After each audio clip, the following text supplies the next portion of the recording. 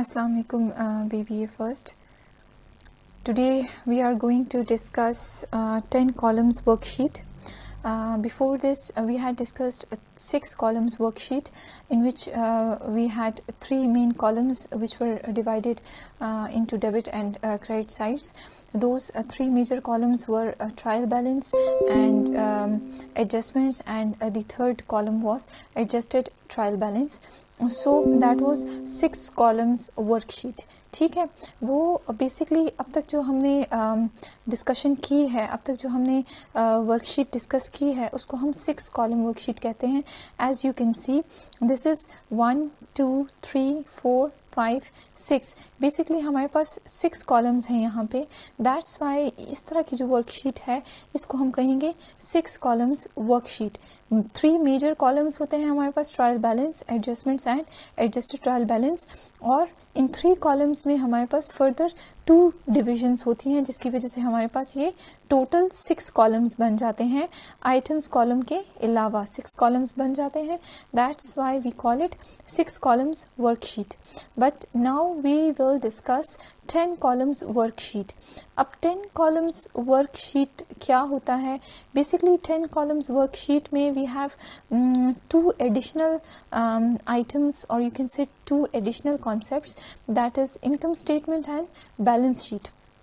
10 columns worksheet में जो basic pattern है वो वही है, जो बेसिक फॉर्मेट है वो वही है. That first of all you have to mention items, then you have to mention trial balance debit and credit, then you have to mention adjustments debit credit side, adjusted trial balance debit and credit side, and finally you have to along with these 3 major concepts you have also to add income statement and balance sheet column.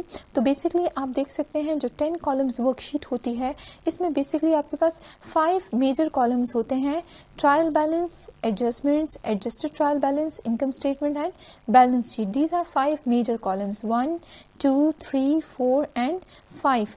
अब जब इन 5 major columns को further debit credit sides में divide किया जाता है तो ये हमारे पास 10 कॉलम्स वर्कशीट बन जाती है. As you can see, as you can count 1 2 3 4 5 6 7 8 9 and 10. So this is basically 10 columns worksheet apart from the items column. Items column के अलावा आपके पास 10 कॉलम्स बनते हैं, 5 मेजर कैटेगरीज बनती हैं. That's why we call it 10 columns worksheet. अब इस पे आपने कैसे वर्क करना होगा? Let's consider illustration number 3 which says trial balance of national television company as on 31st December is as under.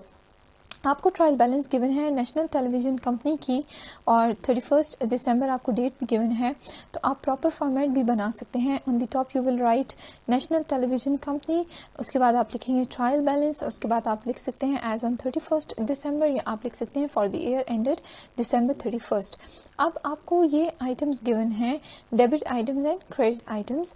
Cash, opening stock, office equipment, accounts receivable and purchases, इनको आपने debit account के तौर पे mention किया है. And then accounts payable, sales, capital, commission received जो है आपके पास क्या है, क्रेडिट साइड पे हैं. Then again salaries expense and rent expense, ये आपके पास डेबिट अकाउंट्स हैं. तो हमने इनको respective debit and credit accounts में ये हमें ऑलरेडी गिवन है. और जब आप इन डेबिट एंड क्रेडिट अकाउंट को टोटल करें तो आपके पास दोनों साइड्स इक्वल आती हैं, which shows you the accuracy of your trial balance.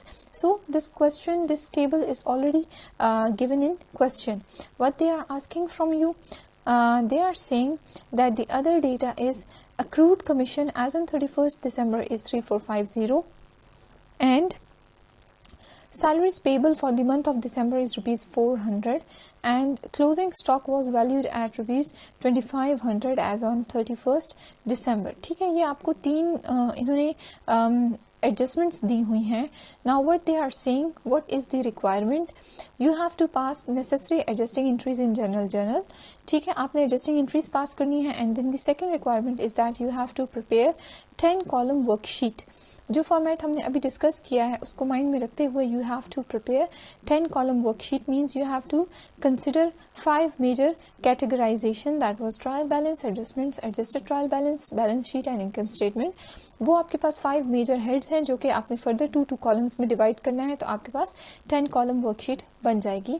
But first of all we have to go with adjusting entries. हमने adjusting entries first of all pass करनी होंगी, उसके बाद ही हम वर्कशीट पे काम कर सकते हैं. So now moving towards the adjustments. जो हमें एडजस्टमेंट्स गिवन है, अब हमने उससे रेलिवेंट एंट्रीज पास करनी है. The first adjustment is accrued commission as on 31st December is 3450.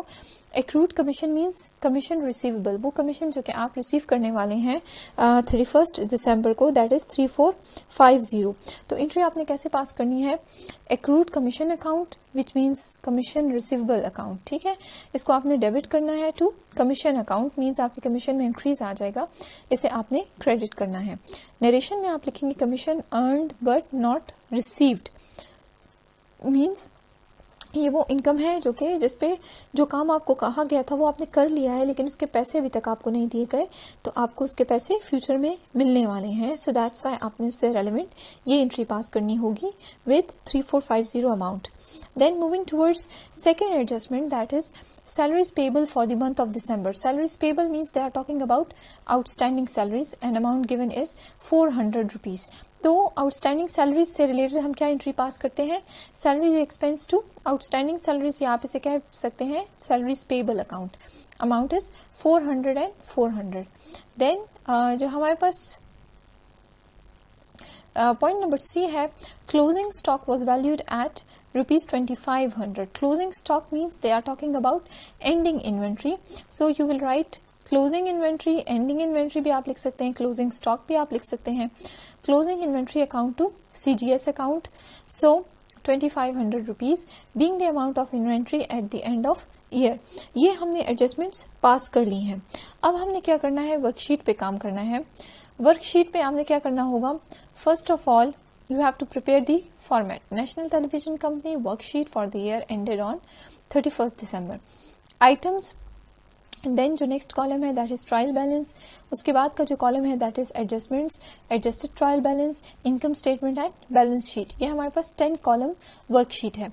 First of all we have to write the items of trial balance. तो अब हम ट्रायल बैलेंस के आइटम्स को फर्स्ट ऑफ ऑल देखेंगे कि हमारे पास ट्रायल बैलेंस के क्या क्या आइटम्स गिवन हैं. ये जो सारे आइटम्स हैं, ये सारे आइटम्स आपने वर्कशीट में मेंशन करने हैं, और इन आइटम्स में जो साइड डेबिट है या जो साइड क्रेडिट है वो आपने वर्कशीट में भी उसी रिस्पेक्टिव साइड पे मेंशन करनी होगी. सो कैश हमारे पास ट्रायल बैलेंस में डेबिट साइड पे मेंशन है, तो यहाँ पे भी आपने डेबिट साइड पे मेंशन कर लिया. देन ओपनिंग स्टॉक भी हमारे पास डेबिट साइड पे मेंशन था, तो यहाँ पे भी ट्रायल बैलेंस में आपने डेबिट साइड पे मेंशन कर लिया. फिर ऑफिस इक्विपमेंट भी डेबिट साइड पे है, जैसे कि आप देख सकते हैं ऑफिस इक्विपमेंट भी डेबिट साइड पे है, तो इसी वजह से वर्कशीट में भी हमने ऑफिस जो इक्विपमेंट है डेबिट साइड पे मेंशन कर लिया. देन अकाउंट रिसीवेबल, वो भी हमारे पास ट्रायल बैलेंस में डेबिट साइड पे गिवन है, तो वर्कशीट में भी हमने यहाँ पे डेबिट साइड पे मेंशन कर लिया. Then accounts payable credit side पे मेंशन है ट्रायल बैलेंस में, तो यहाँ पे भी हमने क्रेडिट साइड पे मेंशन कर लिया. देन परचेजेस वहाँ पे डेबिट साइड पे मेंशन था, तो यहाँ पे भी हमने डेबिट साइड पे मेंशन कर लिया. Then sales and capital and commission received, ये तीनों आइटम्स क्रेडिट साइड पे मेंशन थे ट्रायल बैलेंस में. As you can see sales, capital and commission received, ये तीनों आइटम्स आपके पास क्रेडिट साइड पे मेंशन है यहाँ पे क्वेश्चन में. दैट्स वाई यहाँ वर्कशीट में भी हमने ये तीनों आइटम्स क्रेडिट साइड पे मेंशन कर लिए हैं ट्रायल बैलेंस में भी. उसके बाद आता है salaries expense and rent expense. Salaries expense and rent expense, ये भी दोनों आइटम्स हमारे पास डेबिट साइड पे मेंशन थे ट्रायल बैलेंस में क्वेश्चन में, तो यहाँ पे वर्कशीट में भी हमने उनको डेबिट साइड पे मेंशन कर लिया. तो ये यहाँ तक की जो स्टोरी है that was about trial balance that was given in question. Just हमने उनको अरेंज किया है, जो आइटम्स डेबिट साइड पे थे उनको हमने यहाँ पे भी डेबिट साइड पे लिख लिया, और जो आइटम्स क्वेश्चन में क्रेडिट साइड पे थे वो यहाँ पे भी हमने क्रेडिट साइड पे लिख लिया. और जब टोटल किया तो बनता है हमारे पास 35050 and both sides should be equal. आप क्वेश्चन में भी देख सकते हैं 35050. इट मीन्स कि अब तक जो हमने वर्कशीट में काम किया है दैट इज करेक्ट.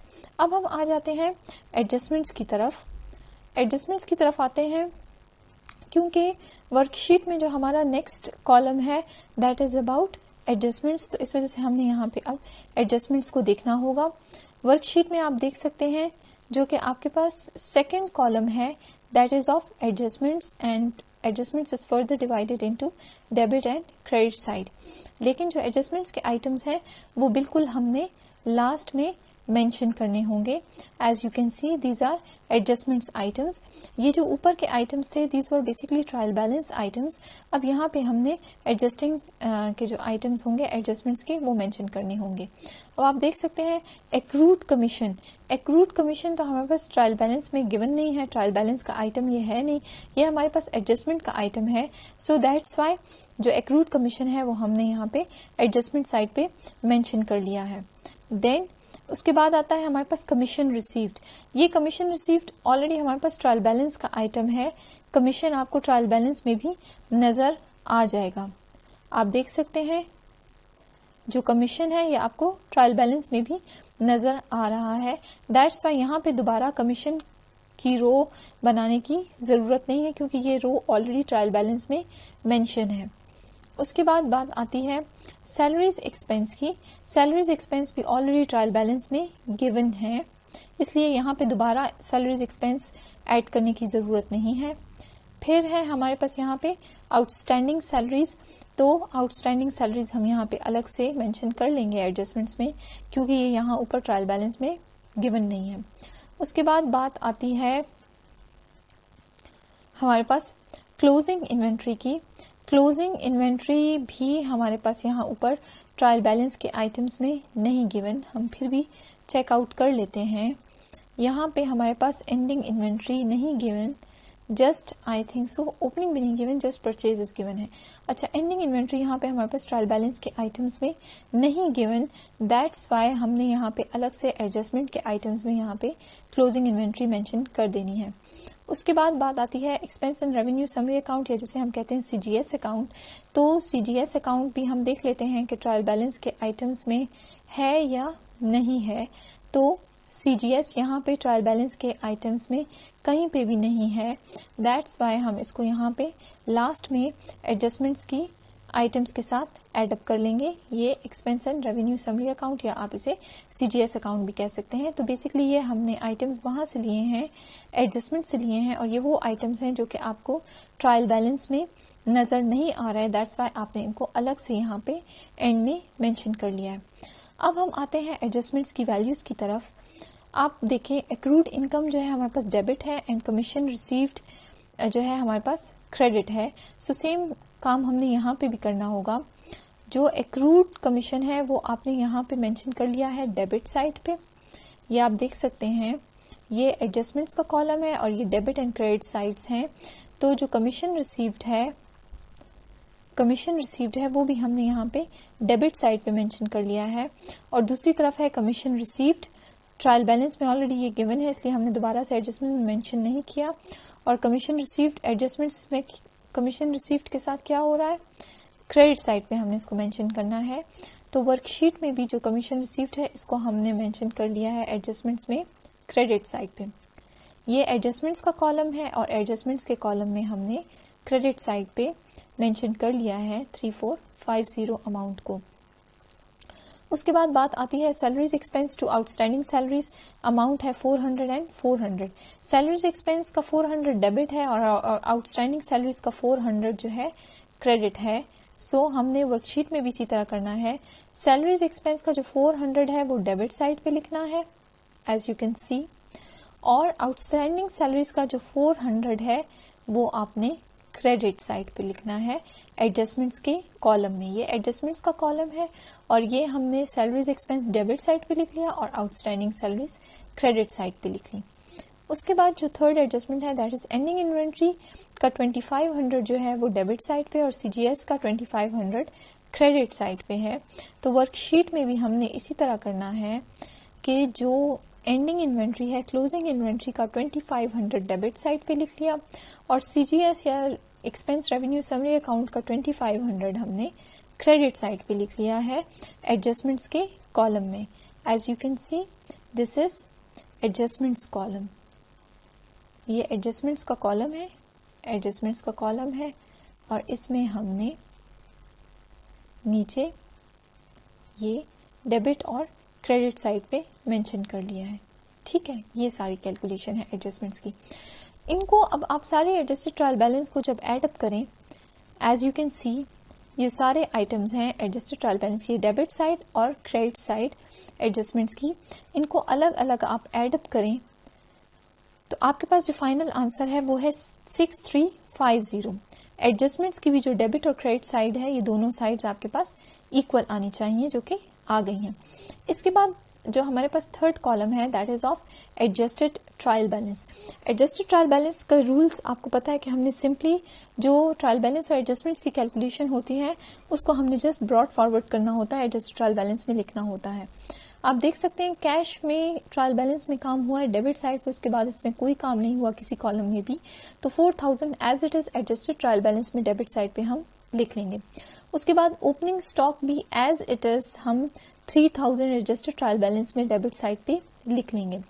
उसके बाद ऑफिस इक्विपमेंट 8400 है डेबिट साइड पे, ये भी हमने ब्रॉड फॉरवर्ड किया है एडजस्टेड ट्रायल बैलेंस में, ये भी हमने as it is debit side पे मेंशन कर लिया है।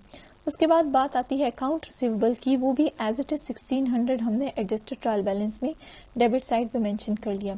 उसके बाद अकाउंट्स पेबल क्रेडिट साइड पे है तो एडजस्टेड ट्रायल बैलेंस में भी एज इट इज हमने क्रेडिट साइड पे मेंशन कर लिया। उसके बाद परचेजेस डेबिट साइड पे हैं तो as it is debit side पे मेंशन कर लिए।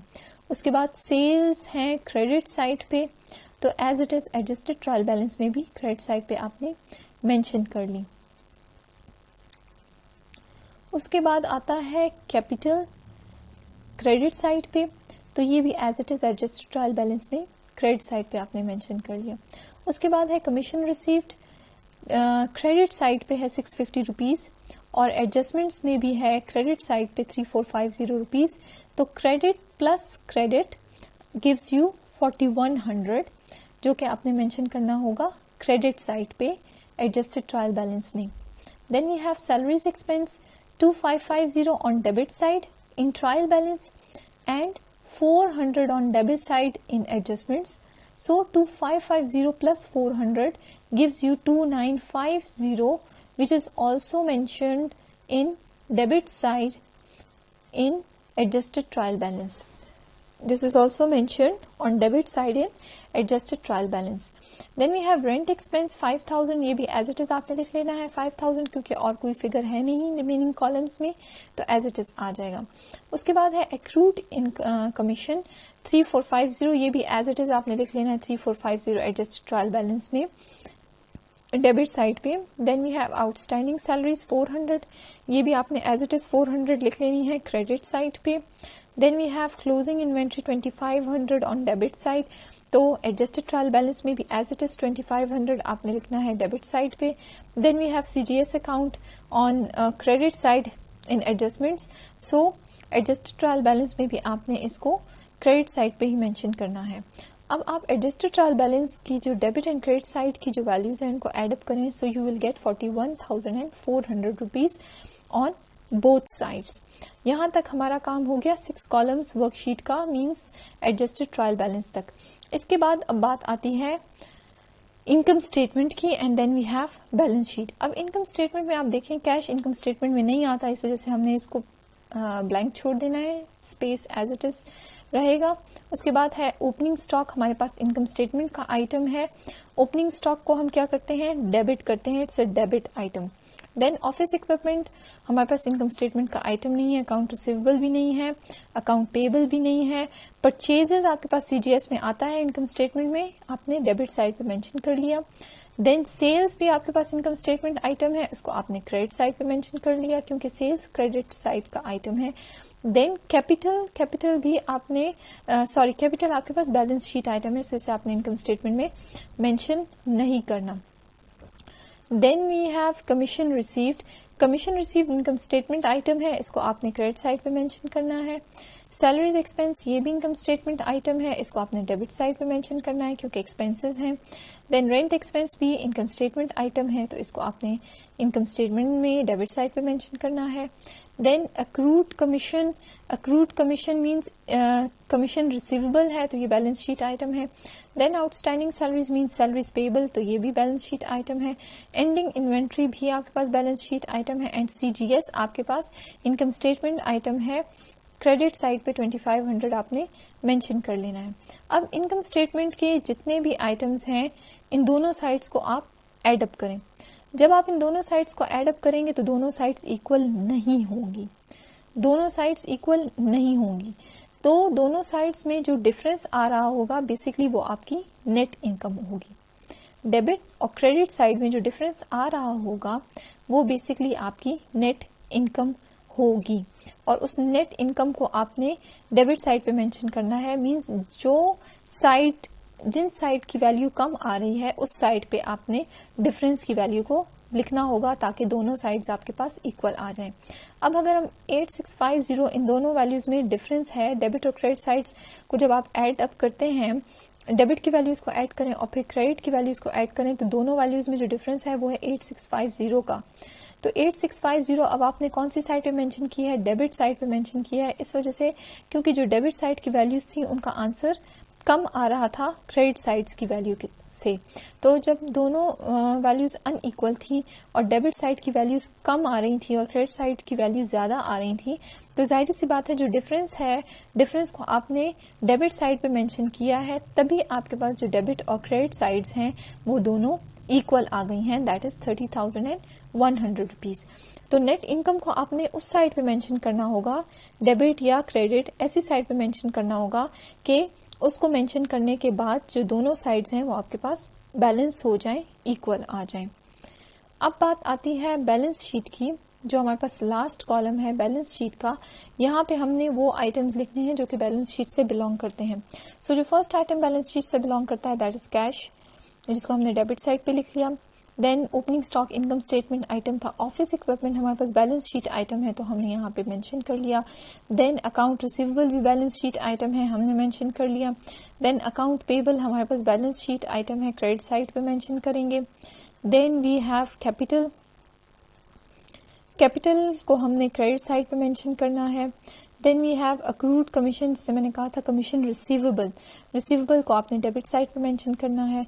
Then outstanding salaries mean salaries payable, payable को आपने क्रेडिट साइड पे मेंशन करना है। Then we have ending inventory, ending inventory को आपने डेबिट साइड पे मेंशन करना है। और आपके पास है finally net income, net income को आपने क्रेडिट साइड पे मेंशन करना है। तो जब आप इन बैलेंस शीट के दोनों साइड्स को ऐड अप करते हैं, डेबिट साइड को और क्रेडिट साइड को, तो दोनों साइड्स आप देख सकते हैं 19,950, ये दोनों साइड्स भी इक्वल होनी चाहिए। So you can see this is trial balance, sorry this is adjusted trial balance, this is trial balance, this is adjustments, this is adjusted trial balance, this is income statement answer, and finally we have balance sheet answer. So basically this is 10 column worksheet. Hopefully it would be a bit easy for you. This is not you can easily understand it अगर आप इसको बहुत concentration या focus के साथ देखें। So I don't think so कि इसमें कुछ ज़्यादा confusion है या कोई ज़्यादा problem हो सकती है। Hopefully it would be clear to you.